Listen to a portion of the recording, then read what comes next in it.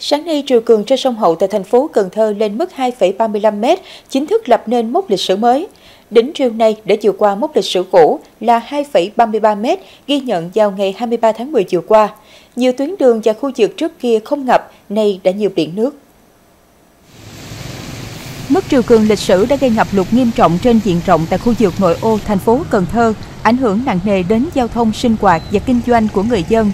Các tuyến đường như Cách mạng tháng 8, Bùi Hữu Nghĩa ghi nhận mức ngập sâu nhất từ trước đến nay, có nơi 0,7 đến 0,8 m. Nước ngập vào giờ cao điểm buổi sáng khiến việc đi lại của người dân hết sức khó khăn, nhiều phương tiện chết máy. Thời gian ngập lụt tại Cần Thơ dự kiến kéo dài, tập trung từ 1 giờ 30 phút đến 7 giờ 30 phút sáng và 14 giờ 30 phút đến 21 giờ tối.